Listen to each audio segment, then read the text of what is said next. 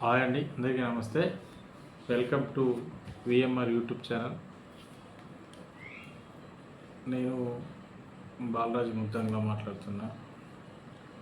ఈరోజు ఈ వీడియో ముందు మాట్లాడడం ముఖ్య కారణం ఏంటంటే, నేను జాతీయ భవన నిర్మాణ కార్మిక సేవా సంఘం రాష్ట్ర ఉపాధ్యక్షులుగా వర్క్ చేస్తున్నాను.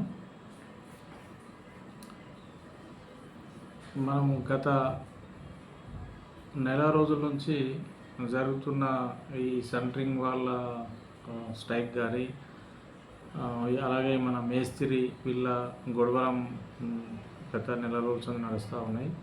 నేను చెప్పేది ఏంటంటే, సెంటరింగ్ వాళ్ళు ఎంచుకున్న విధానం వాళ్ళ వర్షన్ వాళ్ళకి కరెక్ట్ అనిపిస్తుందా మరి లేకపోతే రాంగ్ అనిపిస్తుందా నాకైతే తెలుస్తలేదు. కానీ ఒక్కరిని కించపరిచి మాట్లాడడం అనేది సరైన నిర్ణయం కాదు. ఎందుకనంటే ఈరోజు మేసర్లు లేని సెంటరింగ్ వాళ్ళు లేరు, అది గుర్తుపెట్టుకోవాలి. ఇప్పుడు ఓనర్తోనే మాట్లాడి మాకు ఓనర్ని అప్పచెప్పాలంటే మరి నువ్వే కట్టాలి కదా ఇల్లు. అది కాదు కదా పాయింట్ ఇక్కడ వచ్చేది. ప్రస్తుతం మనం అందరము ఐకమత్యంగా ఉండి మనం పోరాడగలిగితే ఏదైనా మనకు దిగి రావడానికి అవకాశం ఉంటుంది. అయితే నేను అనే విషయం ఏంటంటే, ఫస్ట్ ఆఫ్ ఆల్ సెంటరింగ్ అనే వ్యక్తి ఫస్ట్ ఒక బిల్డర్ దగ్గర కానీ ఓనర్ దగ్గర కానీ పోడు. ఫస్ట్ అక్కడ కావాల్సింది మేస్త్రి పోయిన తర్వాతనే సెంటరింగ్ వాళ్ళు జాయిన్ అవుతారు. అయితే నేను ఏమంటున్నా, సరే మీరు రేట్లు పెంచాలని అంటున్నారు అంటే ఇప్పుడున్న సిచ్యువేషన్లో బిల్డర్స్ మేస్త్రీలకు రేటు పెంచరు. ఇప్పుడు ఇన్నేళ్ల సంది నడుస్తూ ఉన్న విషయాన్ని మీరు ఇప్పుడు తొందరపడి తీసుకున్న నిర్ణయాలు గందరగోళానికి దారితీస్తూ ఉన్నాయి. సెంటరింగ్ వాళ్ళు కానీ మేస్త్రీలు కానీ మీరంతా కలిసిమెలిసి ఐకమత్యంగా ఉంటే సమస్య అనేది రాదు. ఇప్పుడు మీరు కొట్లాడి రేపు ప్లంబరు, తర్వాత ఎలక్ట్రీషియను, తర్వాత కలరు ఇలాంటి వాళ్ళు కూడా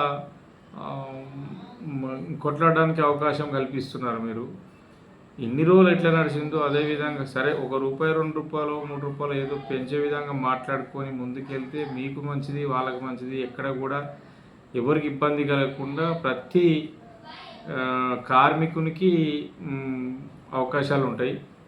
మీరు ఆ విధంగా ఆలోచించి మీరందరూ పెద్ద మనసు చేసుకొని ముందుకెళ్తారని నేను మనస్ఫూర్తిగా కోరుకుంటూ, ఇలాంటి విషయాలల్లో ఎవరైనా కానీ మనం అందరం ఐకమత్యంగా ఉంటేనే ఇప్పుడు మనం బలము నీదో దారి నాదో దారి అనుకుంటే కాదు అది. ఇప్పుడు మీరు స్ట్రైక్ చేసారు, ఇప్పుడు వాళ్ళు ఏం చేస్తున్నారు, ఎవరు కూడా ఎక్కడ కూడా మాల్ పోయొద్దు, ఎవరు కూడా పని చేయొద్దని వాళ్ళు స్ట్రైక్ చేస్తున్నారు.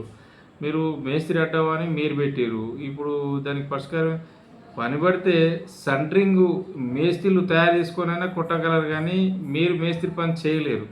అది గుర్తుపెట్టుకోవాలి. నేను అనేది ఏంటంటే, ఎవరైనా అంటే అందరూ మనోళ్ళే, మనం అంతా కూడా అందరూ నిజంగా ఇబ్బంది జరుగుతుంది అనేది దాని మీద సరే మేస్త్రిలో సెంటరింగ్ అండర్స్టాండింగ్ ఉంటే ముందుకెళ్ళడానికి అవకాశాలు ఉంటాయి.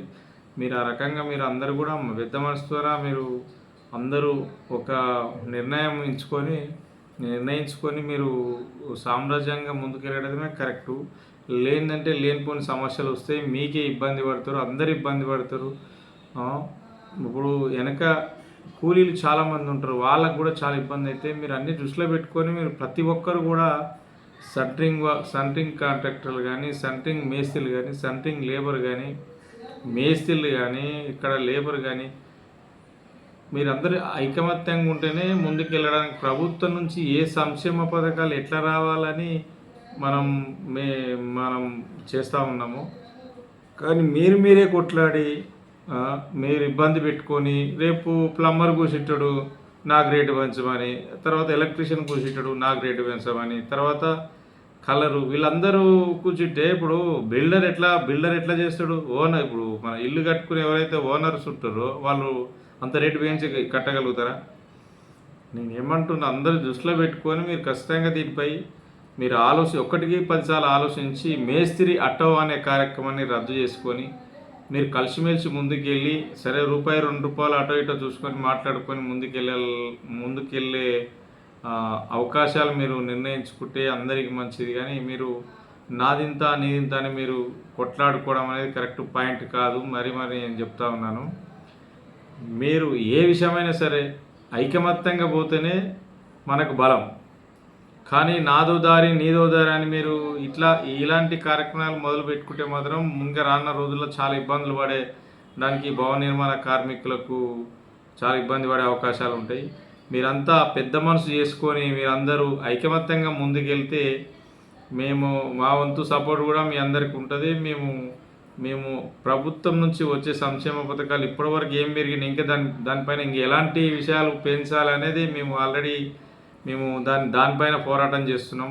మీరేమో నాకు సెంట్రింగ్ రేట్ పెరగాలి, నాకు మేస్త్రి ఆటో అనండి, మీ కొట్లాటలు. మీరు ఏంటంటే ఫస్ట్ ప్రతి కార్మికులకు ఏ విధంగా మేము కార్డులు ఇప్పించాలి, ఏ విధంగా మేము ముందుకెళ్ళాలి అనే ఆలోచన మీద దృష్టి పెట్టి దాని మీద మీరు చూసుకొని, సరే మీకు నిజంగా ఇబ్బంది కలుగుతుందంటే మేస్త్రి పిలిచినప్పుడే సెంట్రింగ్ వాళ్ళకి చెప్తా ఉన్నాను, మేస్త్రి పిలిచినప్పుడు మా రేటు మాట్లాడినాక మా రేటు మాకు ఇది ఒప్పచెప్పండి ఓనర్తో చెప్పి మీరు మాట్లాడండి, అదొక భాగం.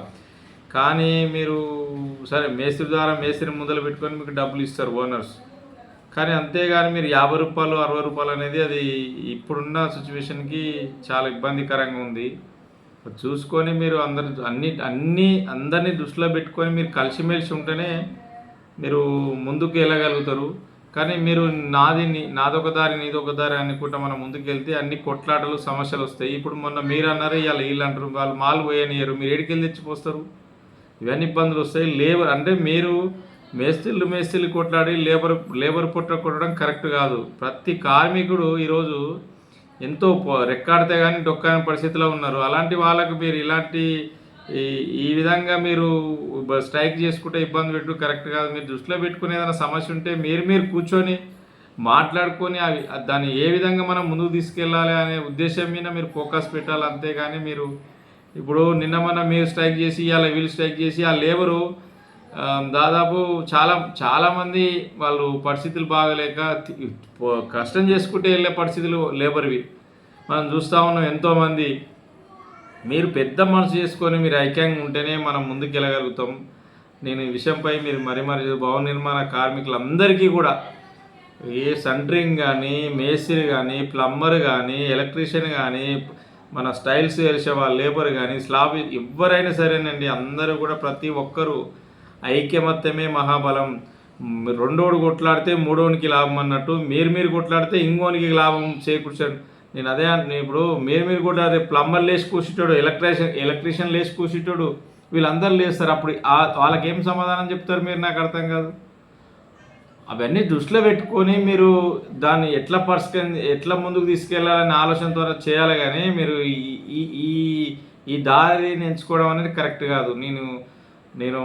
నేను మన రాష్ట్ర ఉపాధ్యక్షుడు ముద్దంగా బాలరాజుగా మీ అందరికీ నేను ఈ విషయం తెలియజేస్తున్నా. భవన నిర్మాణ సేవా సంఘం రాష్ట్ర ఉపాధ్యక్షుడిగా నేను మరి ఏం చెప్తున్నానంటే మీరు అన్నీ ఒక్కటికి 2 సార్లు మీరు ఆలోచించి స్టెప్ వేయండి, మీకు అందరికీ బాగుంటుంది.